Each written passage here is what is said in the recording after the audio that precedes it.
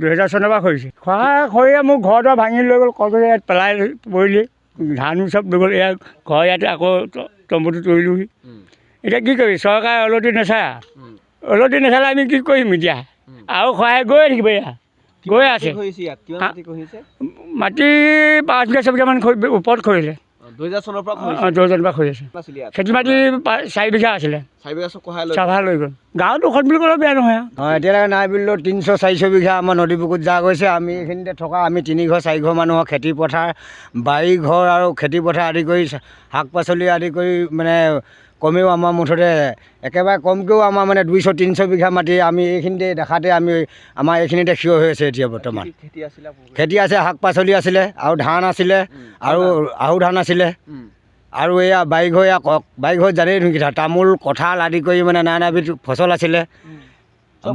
চব গ'ল বাঁহো গ'ল বাঁহ কমচে কম আমাৰ এইখিনিতে আমি লগোৱা ইয়াত দেখিব আপোনালোকে আমাৰ এইখিনিতে লগোৱা এতিয়া নাই বুলিলেও 300-400 জোপা বাঁহ এই নদী চৰকাৰ কি ক'মনো আমি চৰকাৰী পক্ষক আমি কি ক'বলগীয়া আছে গতিকে আমাক ইমান নিয়াৰ পাছতো যদি এতিয়া চৰকাৰে কিবা এটা সংৰক্ষণৰ ব্যৱস্থা কৰিলে আমি ভাল পাওঁ NSPC যিটো মানে আমাক প্ৰটেকশ্যন দিছিলে যিটো জিঅ'টেক বুলি কয় জিঅ'টেকৰ প্ৰটেকশ্যন দিছিলে সেইটো প্ৰায় এতিয়া 200 কিলোমিটাৰমান মানে নদী বুকুত যা গৈ আছে 200 কিলোমিটাৰমান ঘৰ দুৱাৰ মাটি ভেটি লৈ গৈছে এতিয়া কি হ'ব চৰকাৰে অকণমান তত্ত্বাৱধান দিব লাগে আমি দুখীয়া মানুহ কেনেকৈ চলিছোঁ কি কথা নদী বহুত কষ্ট দিছে আমাক নদীয়ে একো আমাক হেৰি দিয়া নাই চৰকাৰে অকণমান চোৱা নাই মেলা নাই ইয়াত কিন্তু NSPC কাম কৰিছিল প্ৰতিৰোধৰ NSPC কাম কৰিছিলে কিন্তু ভালকৈ কামটো ক্লিয়াৰকৈ নকৰিলে এইটো কাৰণে বহুত অসুবিধা কৰিছে আমাক এতিয়া কিমান মাটি আপোনালোকৰ গৈছে মাটি বহুত গ'ল গৈছে 2 বিঘামান মাটি গ'ল এতিয়া বাৰীখো এতিয়া নিবলৈ লৈছে বাঁহ চাহ কাটি দিছোঁ অলপমান এতিয়া ঘৰো উঠাব লাগিব কি হ'ব জানো চিন্তা কৰি কিনাৰতে লাগি আছে নদী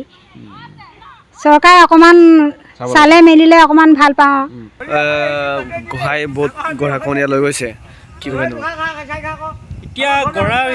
এইকেইদিনটো পূৰা সহায় পানী যেতিয়া বাঢ়ে তেতিয়া সহায় লৈ যায় যিটো NSPC প্ৰজেক্ট দিছিলে সেইটো 150 মিটাৰমান মানে সহায় লৈ গ'ল এতিয়ালৈকে সেইটো প্ৰটেকশ্যন ভালকৈ কাম নোহোৱাৰ বাবে সেইটো এইখিনি মাটি এতিয়া লৈ গৈ আছে